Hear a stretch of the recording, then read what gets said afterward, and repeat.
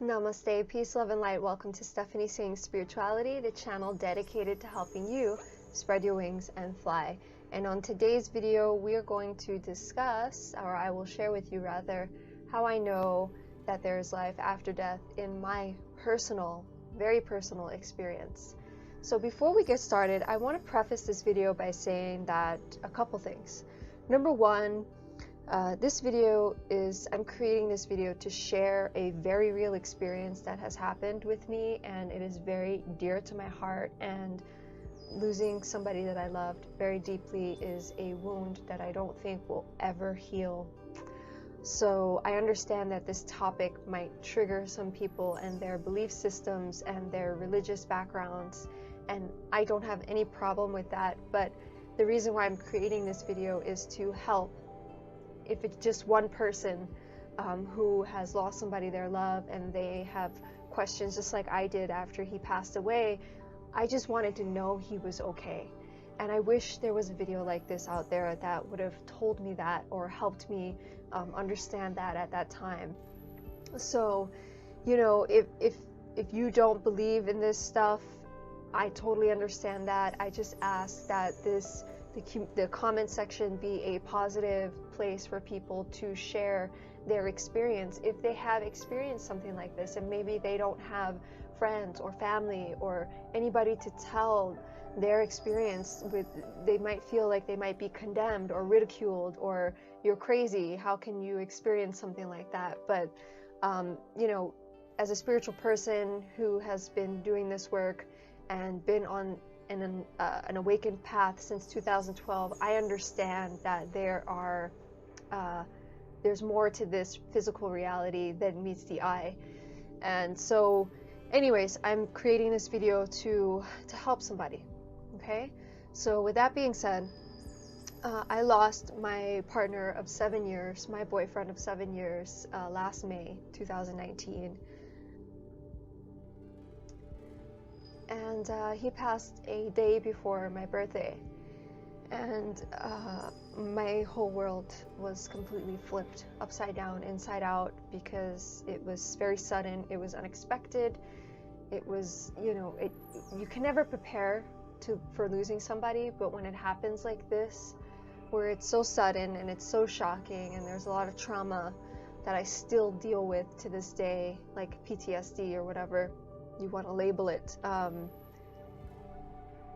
It's very hard for me to share these things with you, but again, I want to help whoever might come across this video. So with that being said, the one thing that kept playing in my mind, the one question that I had was, is he okay?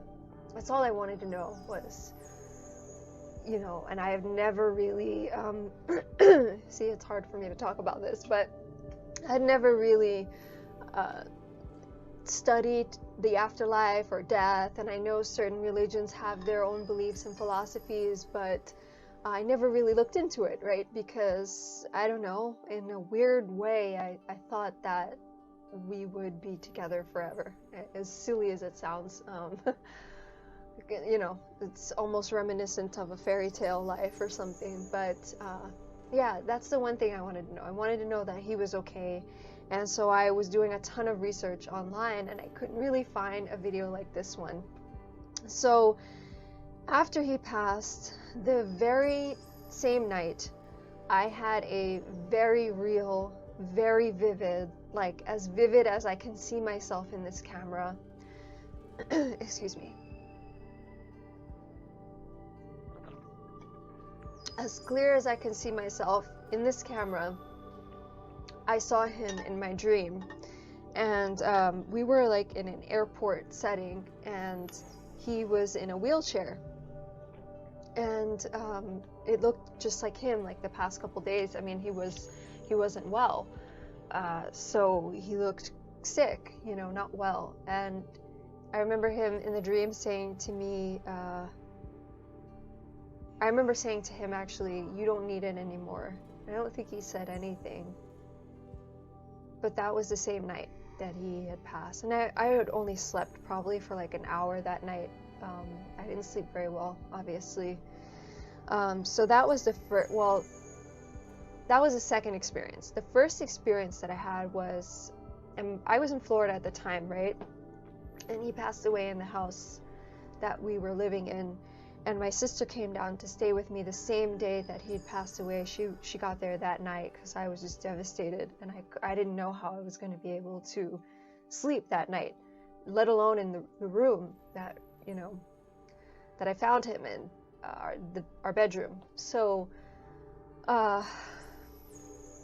in the kitchen that night, I had walked by and I was by the sink, and all of a sudden the dog shampoo bottle falls over. And I knew it was him. You know, I think he was just, you know, out of his body that day. And it's almost like a kid, right? Getting to learn their surroundings. That's what it felt like. It was just like a nice, light energy that was free.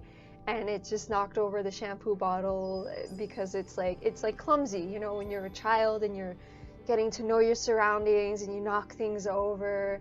And I was like, okay, I get it. You're here still. And if you're going to show me signs like this, please be gentle with me, because I do not want to be freaked out. I don't want to be scared, but I understand that you're here. So that was the first thing. The second thing was the dream. And then I think it was either the next day or a couple days later, I was walking my dogs and I smelled him. I smelled him. That's it. That's how I put it. I had been rolling like this Bengay type thing on his back because he was in a lot of pain, which we later found out was from kidney stones, which caused back pain. So at the time, he didn't know that. So I had like this roll-on thing that I got from the chiropractor, and it was similar to Bengay. It had a very strong, significant scent. And I would roll it on his back every day, every night. And I smelled that when I was walking the dogs. And I knew. I mean, without a shadow of a doubt, you just know. So our loved ones, after they leave, they will come to us either in dreams, or they will show us signs that are significant to us, that have meaning to us, that only we could understand, so that you know without a shadow of a doubt that, hey, I'm still here, I'm still around, I love you very much, I want to be with you, and I'm still here with you. So that was his way of showing me, or, you know, with my five senses, that I'm here still, I'm still around you, I still want to be with you, and I love you. That's how I interpret it.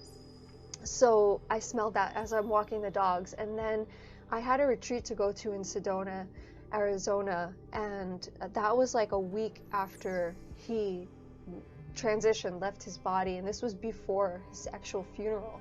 So I'm in Sedona, and this week, this couple days, it was crazy. It was jam-packed. We were meditating, we were drumming, we were singing, we were doing aromatherapy journeys. I didn't want to go, but I knew that I had to go because it would start my healing process of me, I don't want to say getting over it, but accepting and dealing and healing the physical trauma that this caused to me. And my heart, you know, it was a lot of it's physical trauma when you lose somebody. It hits you on a physical level. So I decided to go. And the retreat was jam-packed. We were doing all these events and things, and we finally had a moment to ourselves to just breathe. And I remember I left and I went outside, and there was a little bench there. Sedona is beautiful, by the way. And I sat down on the bench and I closed my eyes. As soon as I closed my eyes, I smelled that scent again. All the way in Sedona, okay, mind you, all the way in Sedona. I'm like, you know, start crying because I just cannot believe that he's still with me all the way in another state. I don't know how many miles that is from Florida to Arizona, but it was incredible. So what else happened? There were many days where it was really hard, and of course the grieving process is extremely difficult.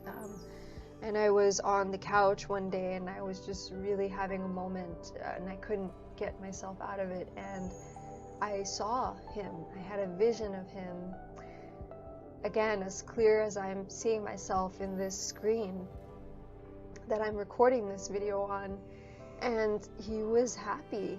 He was so happy. He was playing his guitar, and he was singing, which is something he loved to do.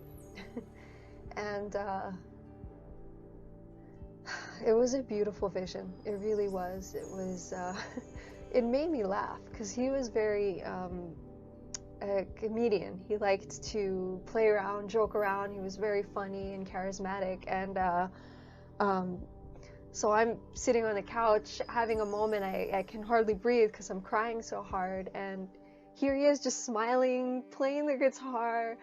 And I couldn't stop laughing. I'm like, are you kidding me? I'm over here suffering and you're there having a great time, laughing and playing your guitar. And in that moment, I knew that he was okay. I knew. And I knew that he was sending me that vision because he didn't want me to be crying anymore, to suffer. So he sent me that vision. So, okay, I'm gonna get it together. But that's why I'm sharing this video with you, because I know how difficult it is for somebody to be here one day and then the next day they're not here. And part of what's so hard about it is that we don't know, right? We don't know what happens. I mean, we have people that leave and come back through near-death experiences, but we don't know for sure until it's our time to take that journey. So part of why grieving is so difficult is because we don't have any answers. We are left with to our beliefs, you know, whether that's through religion or through your spirituality or whatever you believe. If I'm sure you have to believe something, if nothing, right?